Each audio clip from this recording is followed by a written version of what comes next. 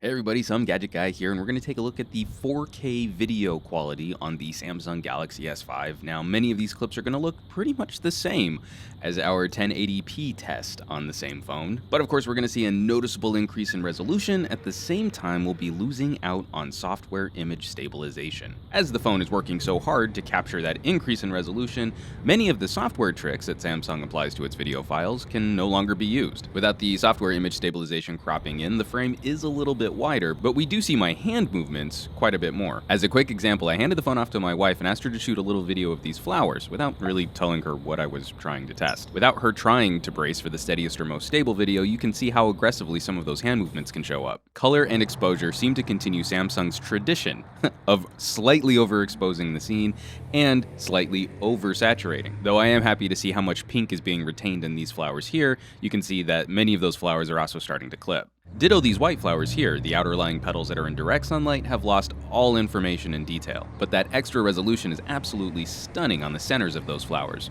And without image stabilization, our walking test is going to perform just like any other phone without some form of stabilization.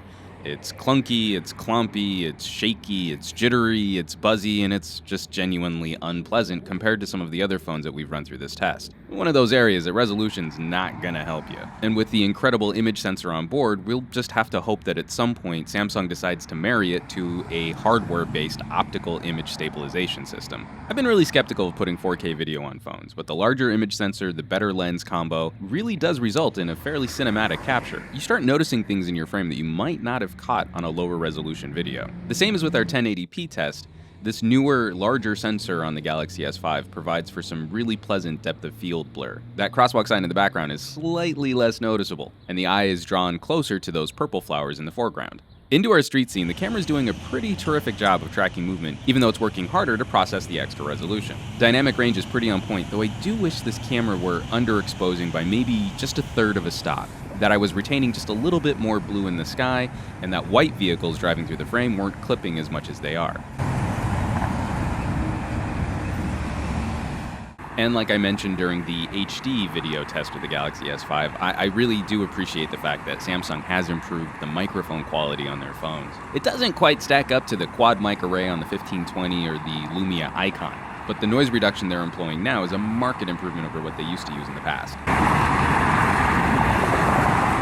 Accurate reds are always a problem for our smartphone cameras. And here we see the same issues as we did in the 1080p test with the reds completely oversaturating, but the extra resolution at least helps retain some more detail than what we saw in the HD video test. Into a transition test, moving from a dark scene to a light scene and back, the camera is still maintaining that really pleasant blooming effect. It's very subtle and it's a very even-handed transition from dark scene to light scene. And even though the camera's pushing harder with all of these extra dots that it has to render, it's doing a simply phenomenal job of managing this transition without it getting buzzy or stuttery. I really have to hand it to Samsung. It's a really subtle aspect of shooting video, but it really does help make our videos a bit more pleasant. Surprisingly, it handles video in zoom while shooting 4K fairly well too. There aren't a lot of extra dots left on the image sensor to resample to zoom in when you're shooting 4K, but the camera still maintains a pretty decent amount of detail while zooming in.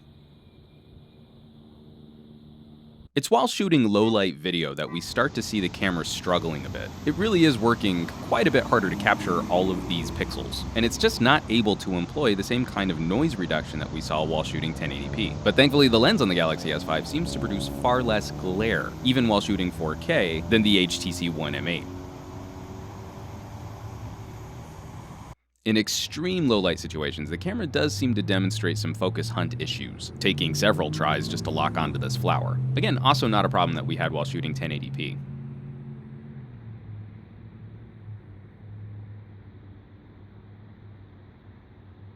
On our creepy tunnel scene, we're seeing accurate color representation, with the yellowish street lamp coloring the face of the tunnel, but the bluish lights down the tunnel being accurately represented. I think it's important to note that at no point does this camera ever scale back its frame rate. You can see in the jittery hand movements that it's still maintaining 30 frames per second at 4K while exposing for a very dark scene. Same with our creepy gate.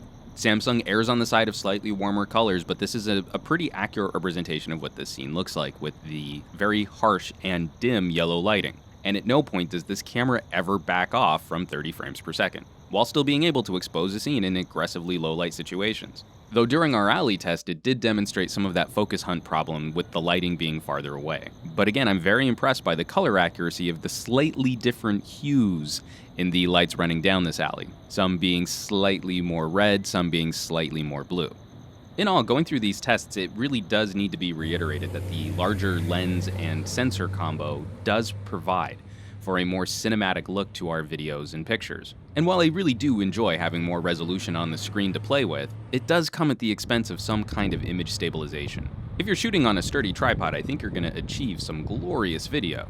But if you're shooting handheld, having more dots on the screen doesn't really help you if all of those dots are buzzier and jitterier and bouncier. So while I hope that Samsung does eventually get on the hardware image stabilization bandwagon, that still doesn't prevent me from saying that the camera on the Galaxy S5 is a marked improvement and catapults Samsung to having one of the best, if not the single best camera on any Android smartphone you can buy today. As always, folks, thanks so much for watching my videos, sharing, subscribing, hitting that thumbs up button, and dropping me comments down below, and I will catch you all on the next review.